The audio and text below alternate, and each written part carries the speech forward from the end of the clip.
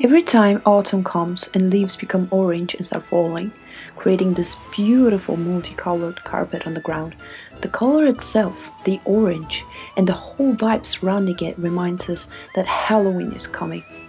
Favorite for its trick-or-treating, jack-o'-lanterns, and of course the costumes that we start planning a month before, but most of us end up with something last minute. In Europe, most of us assume that it's an American thing, and the way it's celebrated today, it is. But do you know the origin?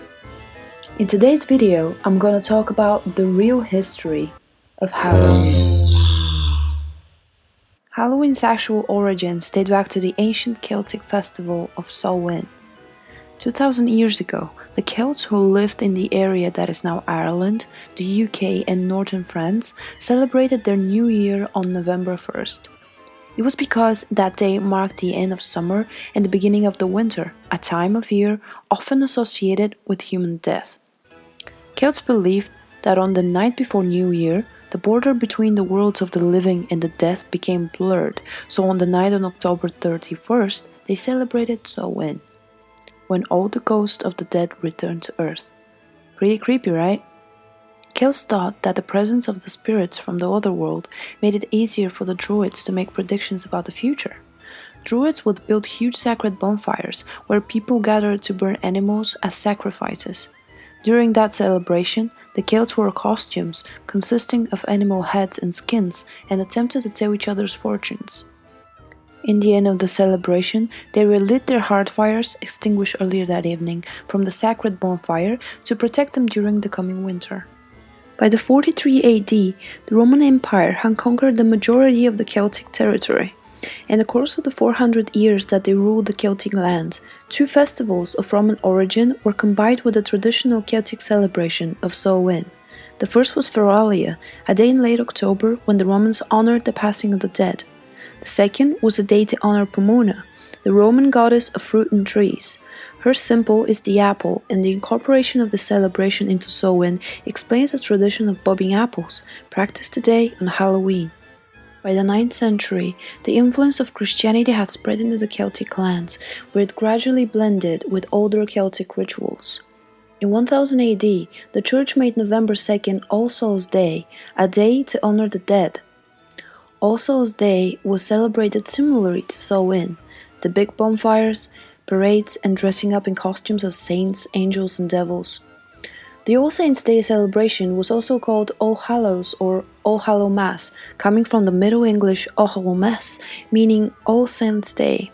The night before it, the traditional night of Samhain in the Celtic religion began to be called All Hallows' Eve and eventually Halloween. The celebration of Halloween was extremely limited in colonial New England because of the Protestant belief system. Halloween was much more common in Maryland and the southern colonies. As the beliefs and customs of different European ethnic groups and American Indians meshed, an American version of Halloween began to emerge. There were play parties, which were public events held to celebrate the harvest. Neighbors would share stories of the dead, tell each other's fortunes, dance, and sing. By the middle of the 19th century, annual autumn festivities were common, but Halloween wasn't yet celebrated everywhere in the country. In the second half of the 19th century, America was flooded with new immigrants. These new immigrants, especially the millions of Irish, helped to popularize the celebration of Halloween nationally. Borrowing from European traditions, Americans began to dress in costumes and go house to house asking for food or money, a practice that eventually became today's trick-or-treat tradition.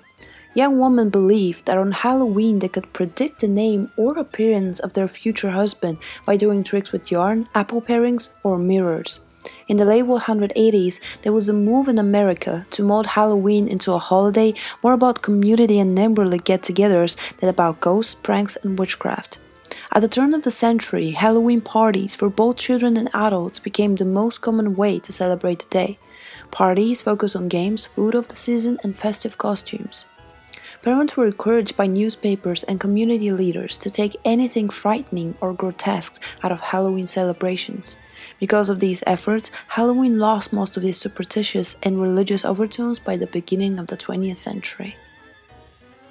Thus, a new American tradition was born and continues to grow today.